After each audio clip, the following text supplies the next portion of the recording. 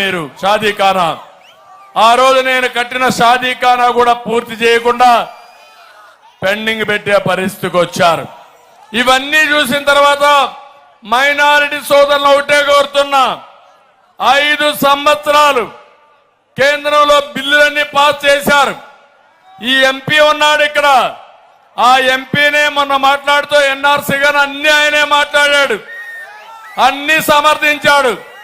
ఇప్పుడు దొంగ ఆటలాడుతున్నాడు. ఇక్కడికి వచ్చి నాటకాలు కట్టి పెట్టు.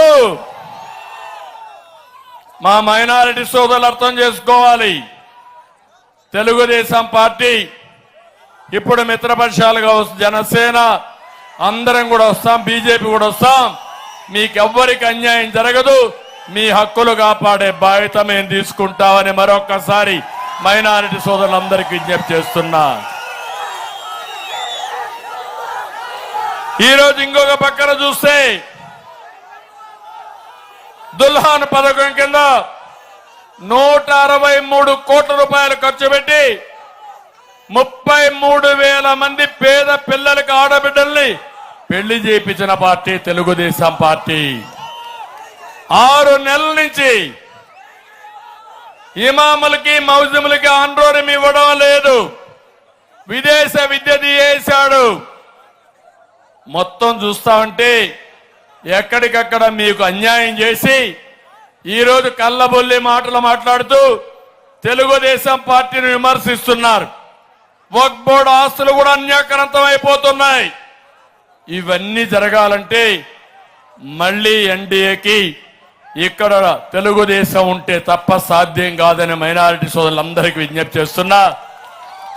ఎవరు ఎన్ని చెప్పినా మీరు నమ్మద్దండి, మీకు అండగా నేనుంటా. అదే మరి గతంలో ఏం చేశామో దానికంటే రెట్టింపు ఉత్సాహంతో మీకు చేసే బాధ్యత. షాజహాన్ భాషను మీరు గెలిపించుకోండి. మీకేం కావాలనో చేస్తామని చెప్పి కూడా నేను మీకు తెలియజేస్తున్నా. ఇంకో పక్కన ఒకే విషయం మిమ్మల్ని కోరుతున్నా, జగన్ రెడ్డి సిద్ధంగా ఉండు.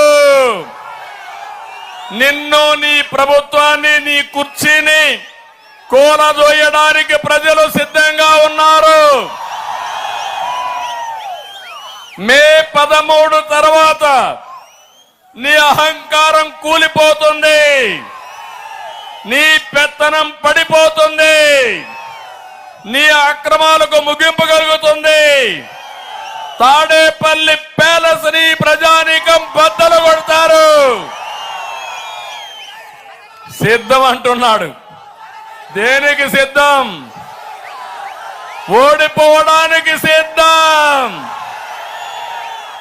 మొన్న సిద్ధమని మీటింగ్లు పెట్టాడు, ఆర్టీసీ బస్సులు తీసుకున్నాడు, బలవంతంగా మనుషులు తీసుకొచ్చాడు.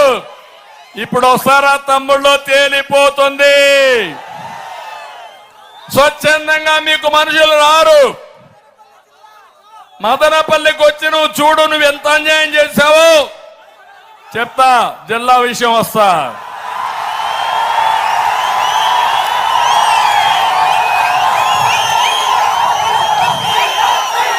ఇంకో పక్కన ఆడబిడ్డల్ని అవమానపరచడం వైఎస్ఆర్ కాంగ్రెస్ పార్టీ డిఎన్ఏలోనే ఉంది.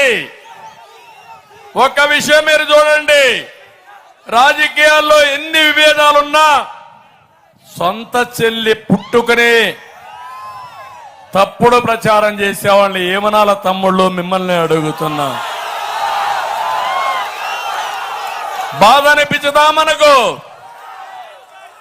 అందుకే మనకు చరిత్ర చెప్పిన నగ్న సత్యం, ఆడబిడ్డల్ని ఎక్కడ గౌరవిస్తే అక్కడ దేవతలు ఉంటారని చెప్పి అంటాం. ఆ సంస్కారం తెలుగుదేశం పార్టీలో ఉంది. ఈరోజు సిద్ధం అన్నాడు, మేము సిద్ధం అన్నాడు. నేరుగా ఇడుపులపాయకి వెళ్ళాడు, బయట వచ్చాడు. ఎట్లొచ్చాడో చూసారా తమ్ముళ్ళు? ఫోటో బాబాయిని గొడ్డలతో చంపేసిన వ్యక్తితో బయట వచ్చాడు. అంటే మిమ్మల్ని అందరినీ కూడా గొడ్డలతో